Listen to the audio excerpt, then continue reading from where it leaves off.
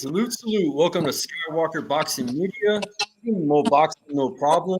We got a special guest today. We got Antonio Vasquez. How you doing, my brother? Doing good. How about you guys? Doing good. I want to introduce you to my co-host. I got 86 Boxing, Josh on the bottom. Very nice to meet you. Salute to you. And to the side of me, I got Papi Chunyeyo. Sure, Papi Chie, what's up, man? How you doing? Poppy Chun Yayo. Heavy yeah. on the Poppy, light on the Yayo. Hey. Yeah. Hey, so I want to introduce everybody to Antonio Marquez Vasquez. They call him Pelon. He has a fight this Saturday in San Diego. It's a no boxing, no life Canelo Promotions card. And it's been a little while since you've been in the ring, man, since 2020.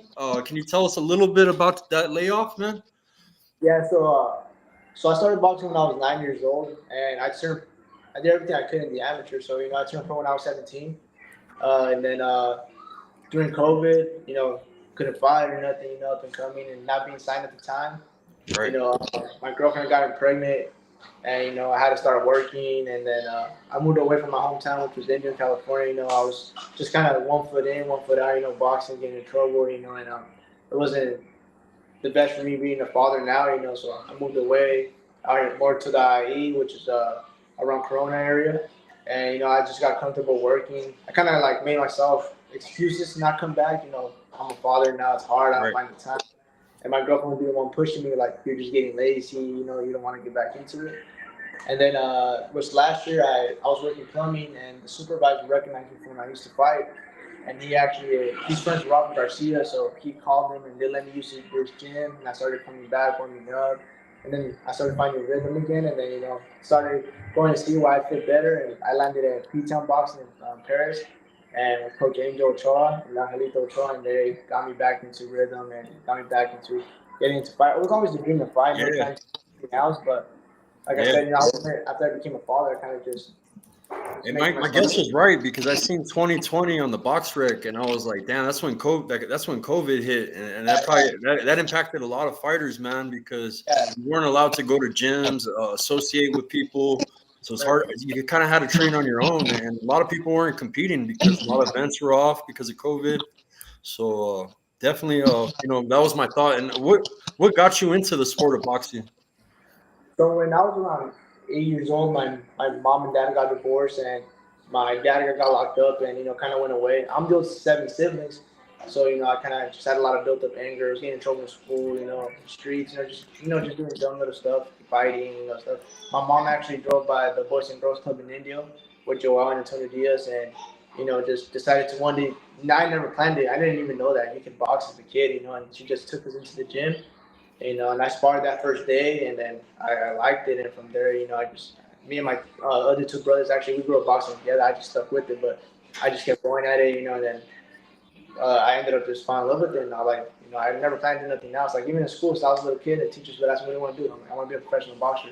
They're like, no, realistically, like, what do you want to do? I'm like, I want to be a professional boxer. Like, even my mom, like, she never planned that for me to be a boxer, but she's the one that put me in it, and then I ended up just wanting to do it full time, and that's how it all started. It kept me out of trouble. That was basically it. I had a lot of anger, and helped me channel it to do something positive.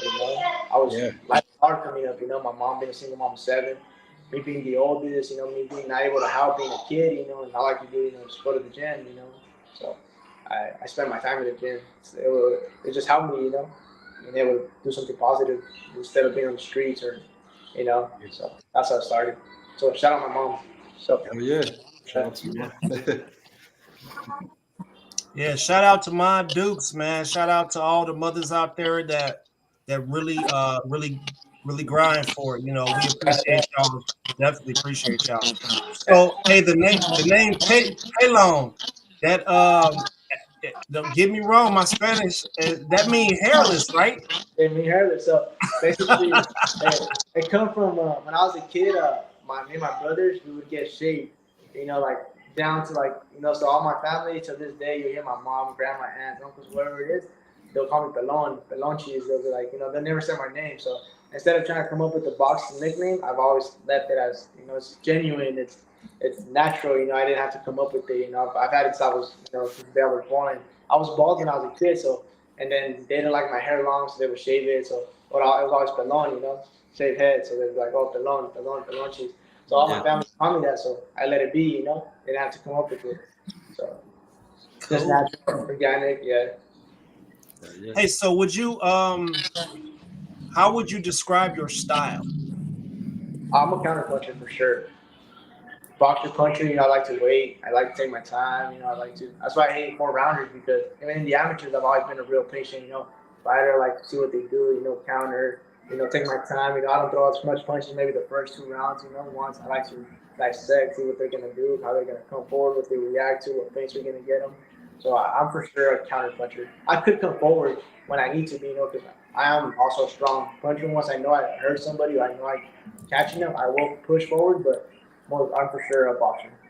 I like to move, which is very different for Mexicans, because not a lot of Mexicans like to, box around and use their style. But I like to, you'll see me a lot of the shoulder rolling, move a lot, go to the rope willingly just to slip out. But that's me. I've always boxed that way. So, growing up, my coaches hated it because they're super Mexican style, and I never was like that. I never just it was never me. I never like to do that. I don't like to expose myself to get hit. So, I watched a lot of Sergio Maravilla growing up, and Mayweather. Not a lot of I love watching Mexicans, but I was always more impressed by the defensive style. It was like I don't know. To me, it was nice trying to get through that. So that's what I looked at. So that's where it comes from. Awesome. Hey, Maravilla, one of my favorites right there. I was also thinking of Juan Manuel Marquez. He was a counter puncher, but he could throw down when he needed to, and he was not shy of doing that right there, Just thinking about some of those guys who, in recent times, done their thing. It's crazy to say that because those are my probably top two. Maravilla's my number one, and Marcus counter punches for sure my top two. Oh yeah, I have a different. A lot of people go what it takes Mayweather, whatever it is. But I've always been Maravilla. When people ask me, they kind of like Maravilla. I'm like, yeah, man, he was badass. Oh yeah, brought him up when he was younger. He would have made a bigger impact. So.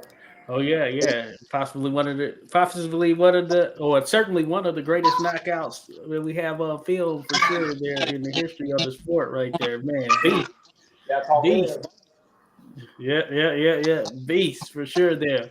Now, did I hear 7 siblings? Yeah, 7 siblings. Okay, so you came into boxing knowing how to fight already then, I guess. I'm the oldest, so my little brothers and stuff, That is funny. No, good stuff right there. But yeah, shout out to your moms there holding it down. But that's good stuff. You mentioned you had an amateur background, right? So tell us about that in terms of kind of, I don't know if you'll call some fighters, they don't remember exactly how many they had, but just some different things around that. I'm kind of on the same page, in the USA book, I did around 40 amateur fights, but I was born in Mexicali, so I have dual nationality, so I also fought for the Mexican Junior Olympic team, and I fought at the Nationals of Mexico, and I also, I would do it back and forth, so I would fight some amateur here, fight some amateur in Mexico. From the dual nationality, I had the luxury to fight in both, so that was pretty cool. Also, where I grew up, they do a lot of exhibitions, which are not sanctioned, but they would do them full events, so I had about maybe 40 of those. I probably had overall together, I did 140 amateur fights together, wow. 60 that weren't on record. Yeah. Oh, no, that's pretty dope. Every weekend I was fighting that I knew, every weekend it was a different tournament. Okay. Real quick, and I was gonna mention Mexicali because of the fact that, embarrassingly, it took me until recently to find out that it was actually in Mexico as opposed to California. And I'm sure I'm not the only one thinking Mexicali, Baja California is in California, but it's not, folks. So if you didn't know that, trust me, we're all on that same page right there. No, I want to throw that out there. And Andy Ruiz represents Mexicali a lot too, because he's from the Imperial Valley and it's the border town. Yeah. So I grew up with them a lot, Okay. I lived in the Imperial Valley for 3 years, like I said, my mom was struggling, so we kind of get back and forth from India and the Imperial Valley. So I grew up seeing Andy Ruiz and stuff live, So. Yeah. Awesome. Yeah, you're in a spot where you can just cross the border. I grew up like that too in El Paso. I can just go over to Juarez, every day. I was always back and forth as a kid, because half my family's from Juarez, So yeah, Yeah, man. yeah. Like one of my earliest memories, like my grandpa waking me up like 6 a.m. Like, oh, get up, and vamos por unos tacos, and we'll just walk across the border, go get some Yeah, tacos, come back, back home, and so I loved it. It's pretty cool to me. A lot of people are not used to crossing, but I grew up with like back yeah. and forth. Doctors in Mexico and Mexico, come back home, so that was pretty cool. Yeah. So, regarding the weight class that you fight in, is this someplace that you plan on being stuck at for a while? Yeah, when I debuted, I was at 122 super bantamweight. But I was a kid then. I trained when I was 17, so I didn't have a man body yet. I'm coming back at 126, but I felt a lot more comfortable. Obviously I've grown into my body now, especially those years of a couple layoff. I gained more weight. And it was kind of harder to drop that extra 222. And I'm pretty tall for the weight because I'm around 5'9", so I've always been tall for the weight. And just now it came a little harder to cut. So 126, I feel like it's perfect for me right now. So. I feel comfortable. I'm already at weight. I'm like 128 right now. Weightings are Friday, so I'm like perfect. I feel good. I don't feel dehydrated. I don't feel so thin. So I've always cut the weight good because I'm pretty lean. I don't get like super fat or anything. Like I walk on like 140, so it's not too bad of a weight cut. Man, I mean, 126 is a hell of a weight class. Yeah, We feel like we just seen somebody style on somebody with some Tim's on. yeah, Is oh, that yeah. something that you saw? Yeah. Yeah, 126 is packed, man. There's my boy Venado's under. He's from Mexicali. Shout Yeah. out Venado. I grew up sparring him too. Venado. He's my boy. We grew up together. So yeah. So yeah, Yeah. 126 is packed. I mean, you have Angelo Leo, you have Stephen Bolton, and you saw Brandon, Nick Ball, Ray Yeah. Vargas. Stack. That's Yeah. stacked class, man. Yo. That's work right there. But Yeah, that's I mean, you got some guys in your gym that you're sparring with that are bigger. Like yeah. who? My boy William King. He's out. He's right there from Paris. He fights at around 130, 135. So he real good boxer. Shot. Go follow him, William King. It's my boy Yeah, right there. Real good boxer, man. Real good boxer. He's one of my main sparring partners. How me imitate the style from the opponent I'm fighting. Because he likes to, pity pat. And move around. But Will is actually real good at it. So yeah. it was a good sparring. So. I wanted to ask you. I know you're from Indio, California, and they be throwing mad events out there, man. A lot of boxing in Indio. Golden Boy's always out there. Are you always at the fights or what? When I was growing up, yeah, I used to be. Actually, when I was around, when I first turned pro, or right before I did, I met with Oscar at the Fantasy Springs, and he wrote his number on my ticket. About him, like call me whenever you're ready to go pro. Like in my next world champ, but it never came into fruition. I fought under one of his cards for Facebook Live when he had it, but we never, it never became nothing. But I fought in this card in Mexicali, the event over there and stuff. So. But I was under super bad and stuff and fought on that part, but we never became into fruition. But yeah, I grew up going to the events at the Fantasy Springs. I used to spar his nephew, Diego de la Hoya. So Okay. yeah. So Yeah, it's got a lot of boxing where you're at, man. yeah, I'm watching right there in India, yeah, for sure. Yeah.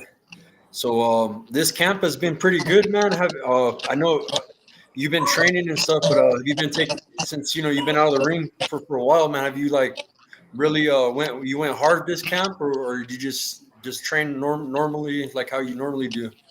Oh man, I went crazy. Yeah. Crazy for this. Yeah, coming back, it was hard, because I've done it for so long. Yeah. But coming back, like feeling the soreness again, and it feels like I never did it in my life, And I was like, I think I doubted myself at one point coming back. I was like, man, like, do I still got it? Like, did I peak like so early because I started so young? And that was kind of hard. But after getting back into rhythm, sparring a lot, and getting back into it and pushing.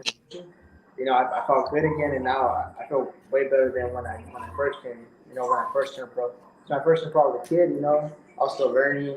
I was still learning on the job, even though I felt ready for the pro. Now my body's acclimated better. I'm more mature about everything. Even the way I fight. So we went crazy for camp. So shout out my coaches Angel, Choa, and the son, Angelito Choa. That they worked me good, man. Give me some good sparring. Make sure every day I was on it. So shout out them. That I'm coming in great shape for this fight. So I know my opponent.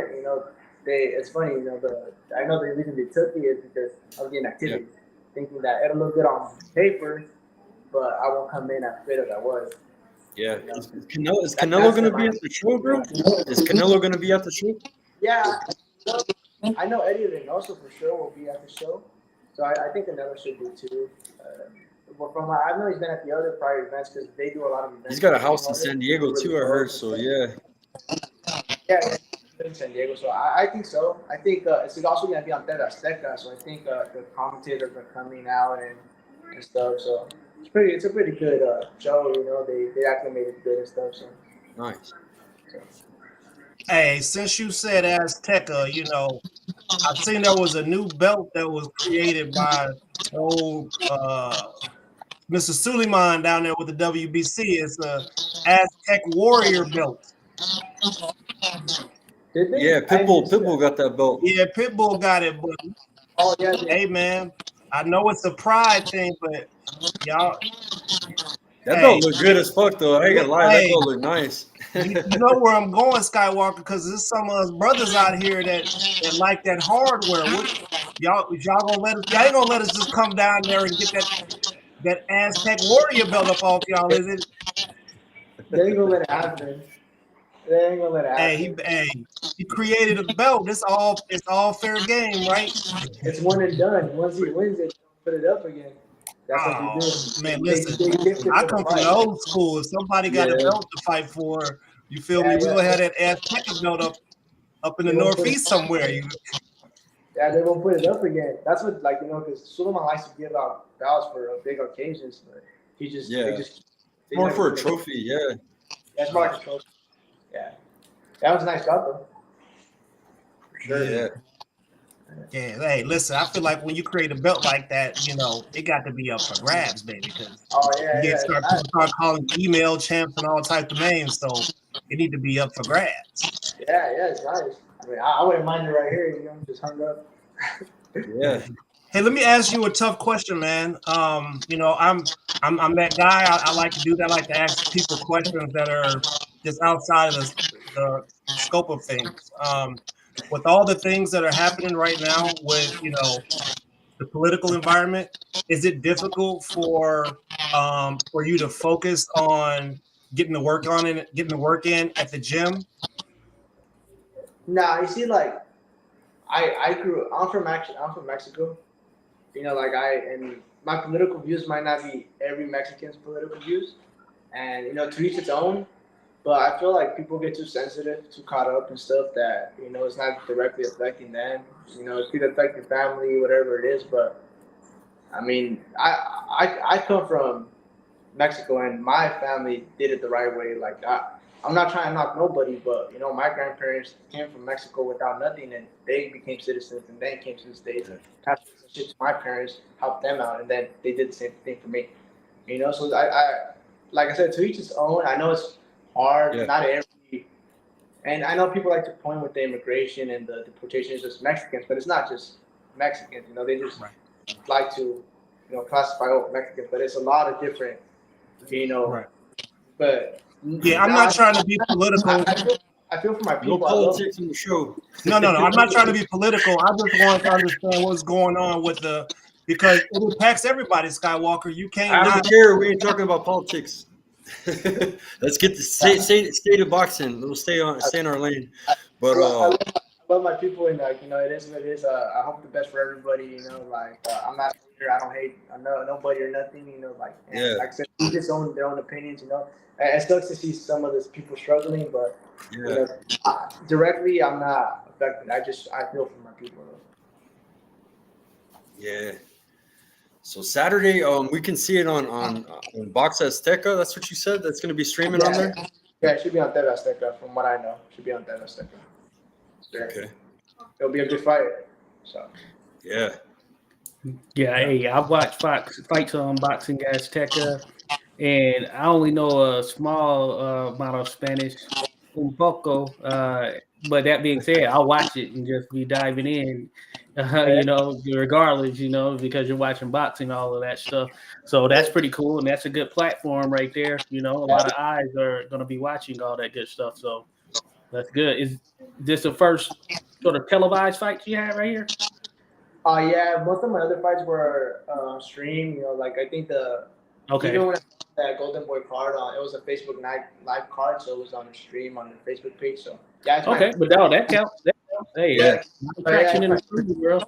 yeah. So it's my first TV card. So it's a good way to come back. Being a boxer, I was like, if I believe in the skill that I have and everything, I'm not gonna come back and try to fight, five not bums, but people that are not on the level to try to get back into rhythm. I was like, I might as well come back hard and show that I still got it. You know what I mean? Yeah, ain't no doubt about it. Now, this is going back to kind of when we first hopped on, or when we first started this interview process. Now, did you mention? So I know you have a child. You're a father now. Did you have the child prior to your boxing career, or had you already started fighting? No, I actually have three now. Okay, three. Okay, congrats. Yeah, COVID, not much to do. Okay, so these were. You had some COVID babies, basically. Yeah. Okay, now. Almost a 1-year-old. She's gonna be one this. My youngest about to be one this month, and I'm 24, so I'm young, But Oh yeah. They motivate me. Back then I was fighting for myself, trying to do something for me, that I always wanted as a kid. But now I'm trying to. Yeah, part of it is for me, but now it's for my family. Like I want something they can look up to. Like my dad tried. As far as I make it, I want them to know my dad tried. He pushed himself, because it's not easy trying to come back being a father, and not being signed and having to work and get out to work and go straight to the gym, putting that same work as I used to when I used to not work and just train, and that just speaks to my dedication and the love I have for the sport, make it. So, but they're definitely my motivations now. But no, I didn't have kids before prior to the COVID fighting. Okay, yeah, you essentially kind of answered the question I was about to ask you, because I was going to ask how fatherhood kind of changed your perspective on things there as you're going through the fight game and all of that stuff. So, hey, I think that's great right there, and I'd imagine that's a big piece of kind of going in there knowing that, hey, there are other mouths to feed, and they're counting on you, to go in there and do your thing. So that could also be some pressure, as well, just thinking about it, but. Hey, how you handle it, and keep your mentality right. I think that's a big factor in that. It's a little bit of both. More pressure just to succeed for them, but not pressure to perform. Just pressure to succeed for them. Because before, like I said, it was just I was fighting for me, not fighting for more than myself. I'm trying to make this my life and provide for them to just boxing. So, but they definitely keep me grounded now. When I first went pro, I wasn't, at all like super humble, maybe like I am now. Maybe I went about things the right way. Maybe some days I'd skip my miles, and nowadays I don't. I feel like I need to do everything. I don't skip nothing. I make sure I train my ass off every day. And that has to do a lot with my kids. I can't cheat the hustle. I can't come back and fake it. They have to watch their dad fight. And I'm not gonna go up and get my ass beat. So they definitely give me a different sense of motivation of wanting to be better and do better now. All right. Yeah. And real quick. So stemming kind of stems from sort of that similar vein. Now, 4 years or around 4 years or whatever, that's a significant period of time right there to be outside of the sport for sure. How did you manage that? Just being 4 years out, knowing it's something you want to do, and there's sometimes you might have that dream and you have to postpone it or put that to the side. And for some people, it's forever. You know what I'm saying? So I'd imagine it's sort of a revelation being able to jump back in the mix. But in terms of their real time, what was it like for you, and how did you manage that? It was definitely hard because I thought about it every day. I was watching my old fight, on my amateur fight. They're all on YouTube, So I used to just watch myself, and I'm like, man, I was good. You're like, now I'll just show my girl, and she would be like, oh, you're lazy. You don't want to get back into it. Like you could do it. If it's what you want to do, if it's gonna, help. If you're gonna succeed through it, and better our life, you know, like I'm all for it, you know, because she never got to see me fight or when I was in camp or nothing, you know. So I was at the same time I'd be like, but you're not used to me having to work and then being gone the rest of the day and you being home with our kids, you know, that's a lot on your plate as well. But it was more me dwelling on myself, but it was really hard because I didn't do nothing my whole life. Like all I did was box, so it definitely like every day like it was like a fight. Like, you know, I kind of told myself every other week like, oh, I'm gonna go back into boxing this week. I'm gonna get back this weekend. And, you know, and then I just be like, oh, like I work a lot. Like, you know, I don't know if it. I always knew I'd get back into it. It was just never like, well, never a matter of if, but when. You know, it was always like I know I'll do it, but I just never like. I'm like maybe when things settle down, maybe when the kids are a little older, maybe when I provide a structure at home, and you know I don't have to worry about going to training and trying to provide and you know make sure everything. Because I do everything on my own. You know, I have my house on my own. You know, I'm 24, so it was just like having to build that foundation first for my family. You know, and then being able to do both and just with a sense of more confidence, you know, not having able to go to the gym, like I'm still worried about home or bills or, you know, like it adds on to it. So, yeah, but it was definitely hard, but because I dwelled on it every day. For like when I stopped every day, I was like, man, when am I gonna get back? When am I gonna get back? And you know, luckily, shout out, like I said, Alvis, my former work supervisor that recognized me and reached out to Robert to let me use his gym, and that's how I got back into it. Thanks to that, I was able to start getting back into the gym, and you know, and shout out, you know, Robert for allowing me to use his gym whenever I needed to, whenever with open arms. Like, thanks to them, I was able to come back. So That's cool. Cool. And that's the beauty of the sport right there, kind of that small world, tight knit nature of it right there. Shout out to Robert indeed right there, you know, because that makes the world a difference right there.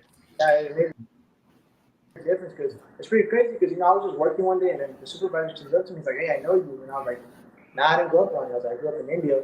Yeah.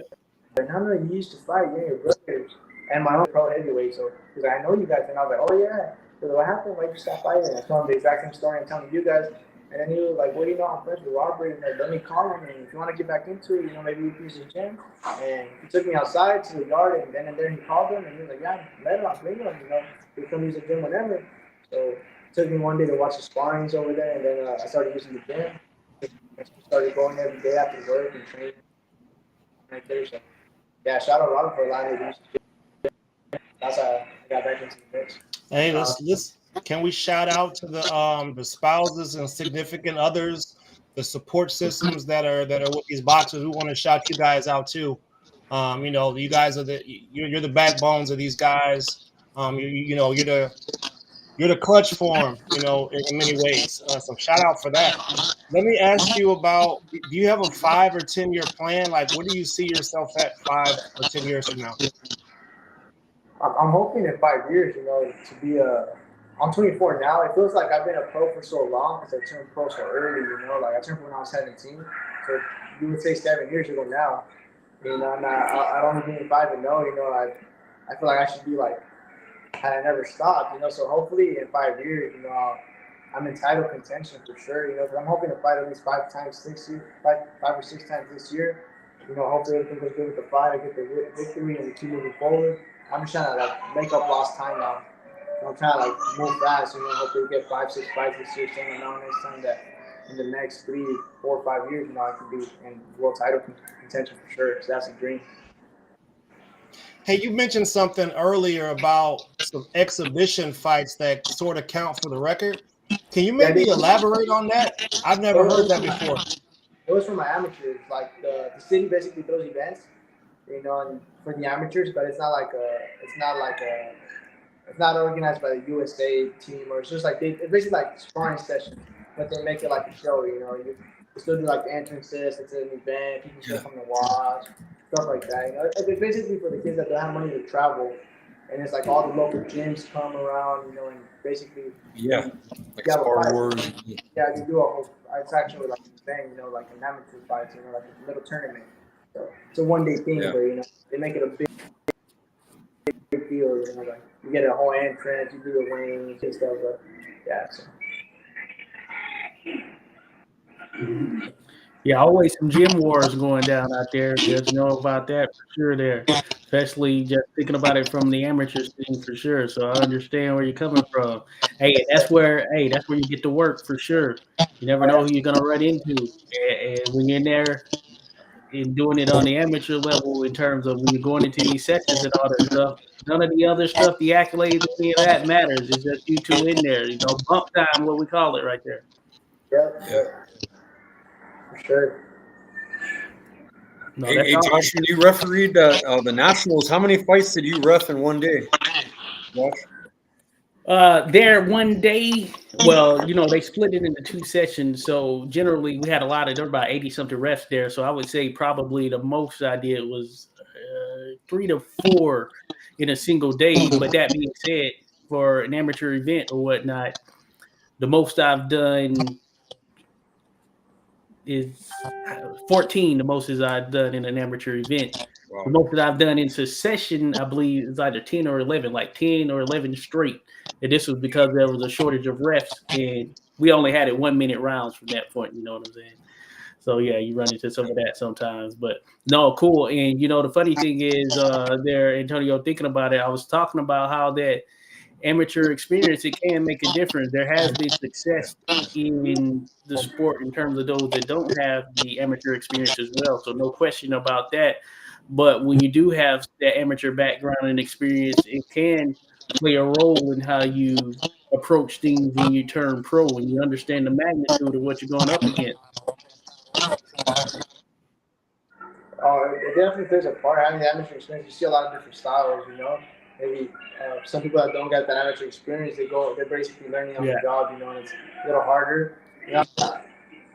I mean, you can't take it for granted. Some people don't have a lot of amateur experience and they're really good pros, and there's people that have hundreds of amateur fights and they're not the best pros. But I think it definitely plays a factor.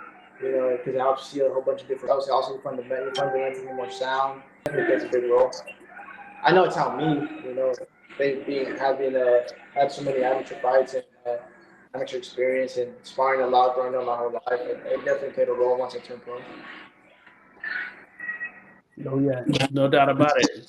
And hey, well, what I'll say is certainly, hey, it's great just being able to chat with you here, you sharing the information you've been sharing, and that boxing journey, it can be a long and grueling one, and hey, you go through tough situations, ups and downs, things of that nature. But that being said, you've had this break that might have done you some good as far as the body. You're coming through with a renewed mentality. So the sky's the limit, realistically speaking, in terms of what you can accomplish in the sport.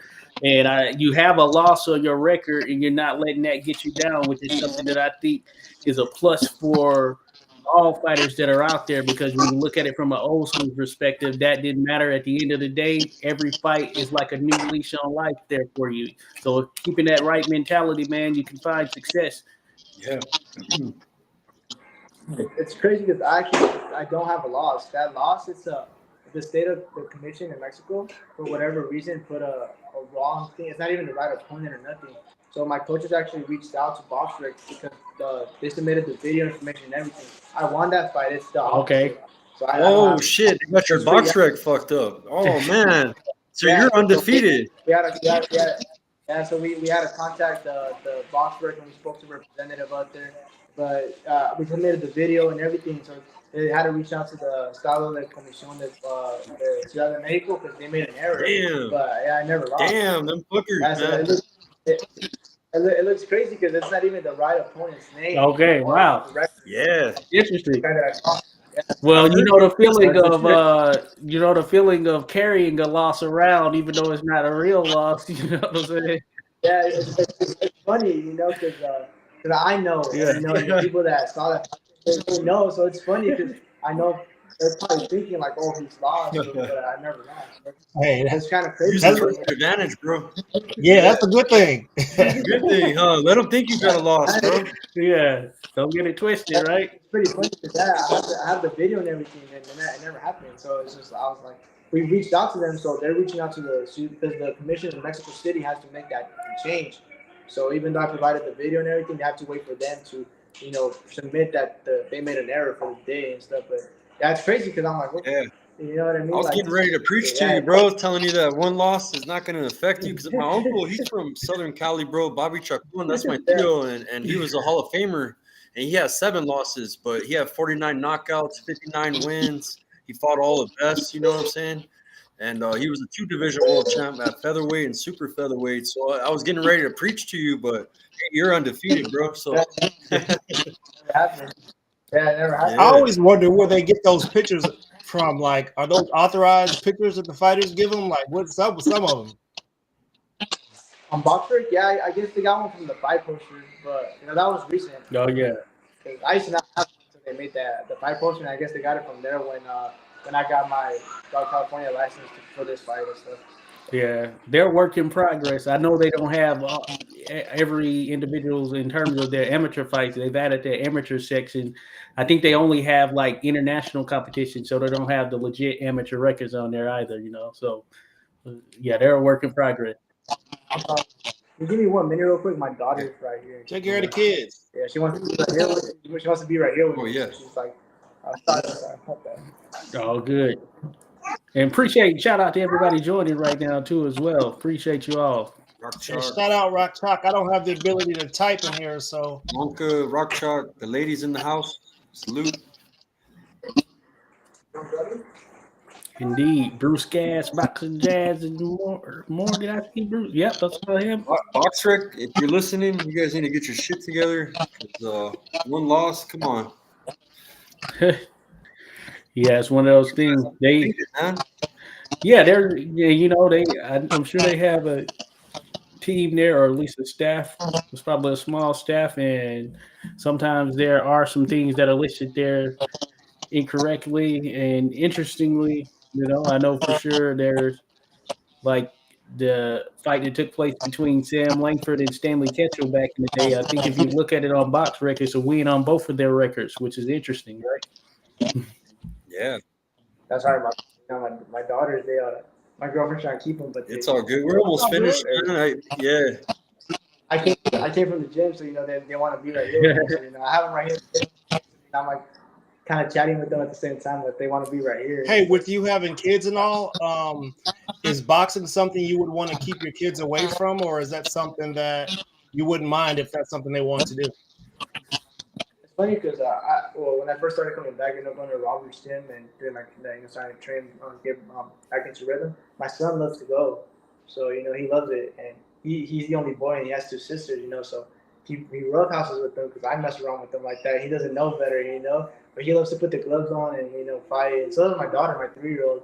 So I mean, I never say I know a lot of fighters say like they wouldn't want them to do it, but I would support anything my kids want to do. So they show interest and they were good, and I would say why not? I'm not saying they have to change as a career. They can do whatever they want to do, but I would never be against it. Okay. Do we get it? Hey, the kids come calling sometimes, Probably got to get to that for sure. I understand. Yeah. Hey, we appreciate your time, brother. We're gonna hype up your fight Saturday. I'm gonna make you a video out of this interview. There's some static feedback, but I'm gonna try to pull a good clip, and I make good videos, bro. So I'll hook you up with a nice video. And yeah, man, we'll be supporting you, man. I'm gonna be tuning in. I get every fight on my TV, so I'll be able to watch your fight. Sure, it'll be a good one, undefeated versus undefeated. So it's a good opportunity. So Nice. I'm undefeated, I'm undefeated, so it's gonna be a good scrap. Yeah. For sure. That's what we wanted. We didn't want no light work coming back. We wanted to test ourselves. I want to test myself. I know the level I'm at, so there's no way. I don't want to come back and fight somebody I'm gonna blow out the water. Yeah. It doesn't do me no good, So when they offered me this fight, I was like, yeah, I'll do it, So it'll be a good one. And I'm gonna put on a show. Let's go. No doubt about it. Hey, appreciate you dropping by for sure. Hey, it was great chatting with you, man. No doubt, and thank you for sharing all this great information for sure. Sure, thank you guys. I really appreciate it. Thank you for your time, shooting an interview. Yeah, thank you, Antonio. Appreciate you, brother. Yeah, good luck Saturday, man. Get that knockout. Yes, sir. We're gonna get it. Yeah. Yes, sir. Yes, sir. Right. All right, guys. Much love to everybody tuning in. Make sure you hit the like button, share the content. Much love to everybody. I see everybody in the chat. Thank you all for tuning in.